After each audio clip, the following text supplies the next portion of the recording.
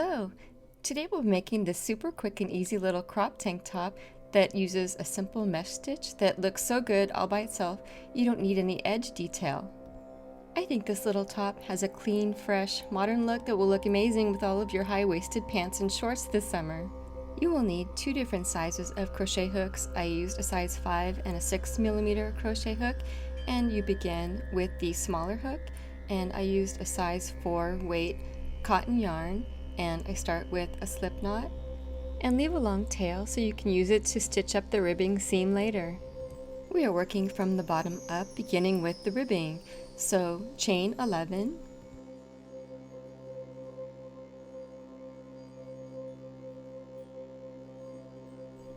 turn your chain over, and in the second chain from the hook, place a single crochet and single crochet in the next 8 chains and slip stitch in the last chain.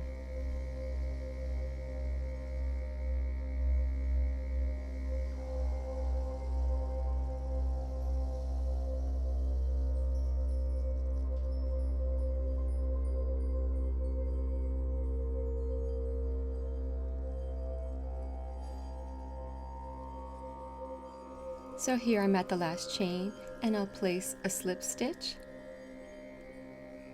chain 1, turn, and in the back loop of that last slip stitch, place another slip stitch.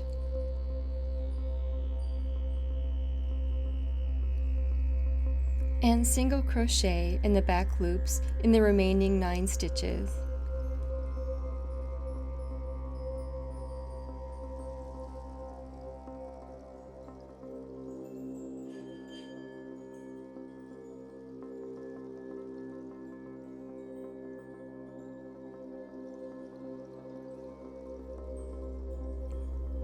Chain 1, turn, and single crochet in the back loops of each of the previous single crochets.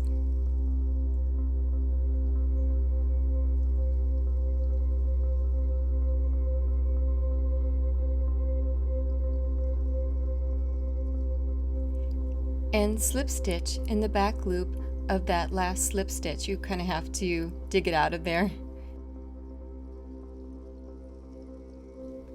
Chain 1 and turn. And we will be repeating these last 2 rows for as long as you would like your ribbing. I recommend making your ribbing so it fits just around your rib cage, just gently, not too tight and not too loose.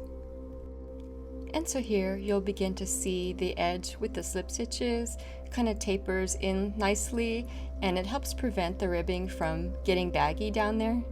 A good way to remember which edge has the slip stitches, it's the edge that the tail is on. And so just keep going and I'll meet you at the end of the ribbing.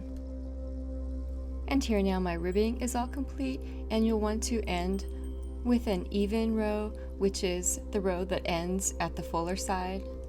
And now switch to your larger hook and we'll be working along the upper edge. So then just chain 2. And we'll be working into the sides of every other row along the ribbing. So you'll see we skip a row, and in that side of that single crochet we'll place a slip stitch, chain 2, skip a row, and then in those 2 side loops of that single crochet place another slip stitch. And so repeat your chain 2s and slip stitches till you get to the end of the ribbing.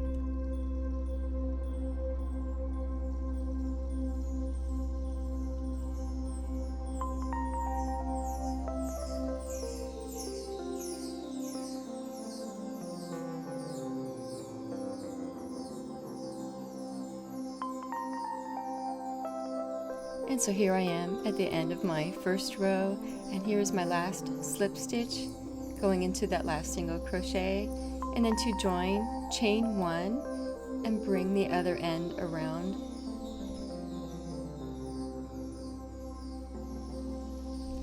And now we will half double crochet into both loops of that last single crochet from the beginning of the ribbing. And so the chain 1 half double crochet acts as a chain 2, and it sets us up for the next row. And so then chain 2, turn your work, and later you'll be able to stitch up the seam of the ribbing with your tail.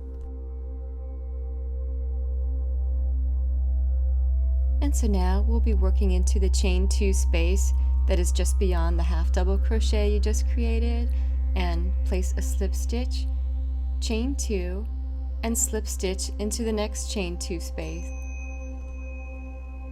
And repeat for the rest of this row. And I'll meet you at the end, and I'll show you how to do that join one more time.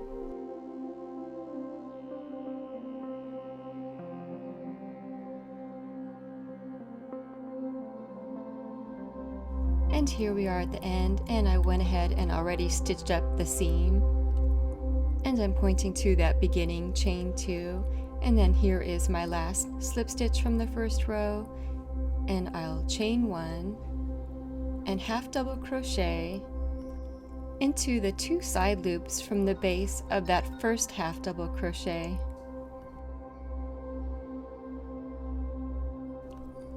Chain 2 and turn.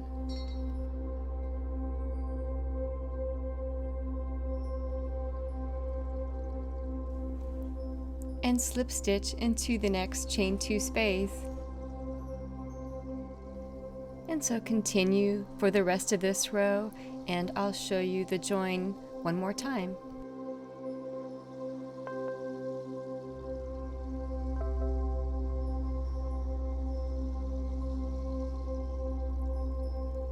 And so here's my last slip stitch in the last chain 2 space, chain 1, and half double crochet in the 2 side loops from the first half double crochet.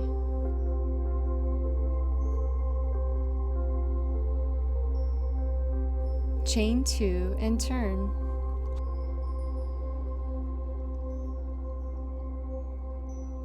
And I have a tip. Sometimes the beginning of the row is a little hard to see, so I used a little miniature hair clip, and then I clip it right there at the half double crochet so I know where it is.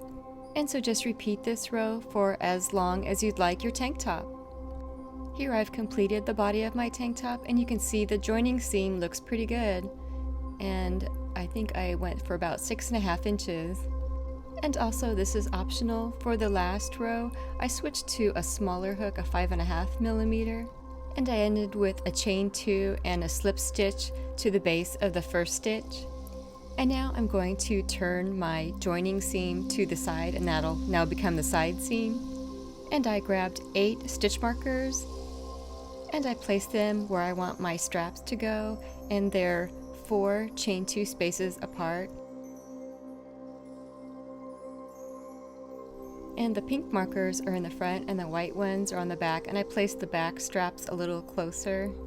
And so you just place 1 stitch marker and then count 4 to the left and place the next stitch marker. And to make sure everything's centered properly, it's good to count your chain 2 spaces along the sides and make sure they match.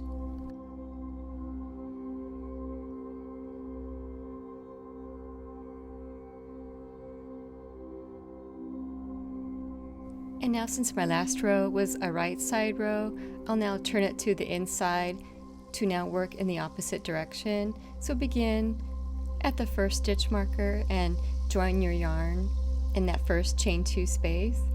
And here I'm using that same smaller hook I used for the last row of the body. Chain 2 and slip stitch into the next chain 2 space. And repeat 4 times, ending with a slip stitch in the next stitch marker.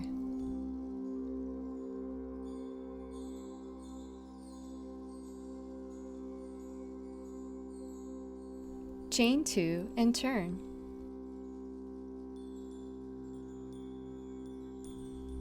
And slip stitch into the first chain 2 space, chain 2, and slip stitch into the next chain 2 space, ending with a slip stitch in the last chain 2 space.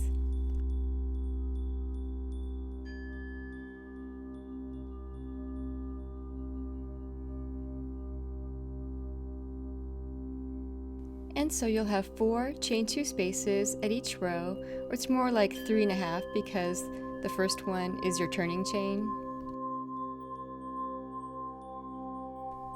And repeat this process for as long as you'd like your strap.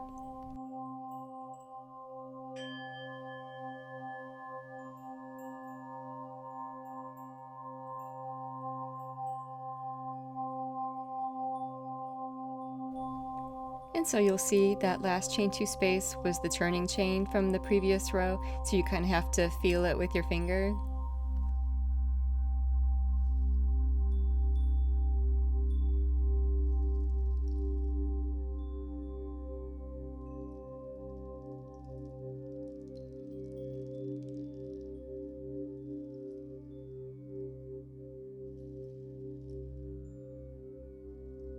And here I'm at the end of my first strap, and you'll want to try it on to make sure it's the right length. And I've ended on a right side row, and so just fold your strap to meet your back stitch markers. And I've chained 1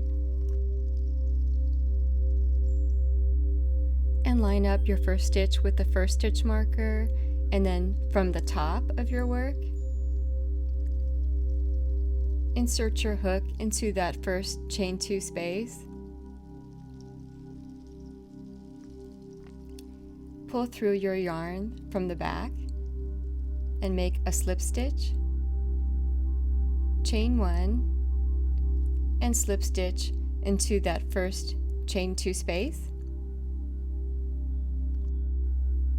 chain 1, and from the top again, insert your hook into the next chain 2 space, pull through the yarn from the back and make another slip stitch, chain 1, and slip stitch into the next chain 2 space, and repeat across the row, ending with a slip stitch in that last chain 2 space where the next stitch marker is.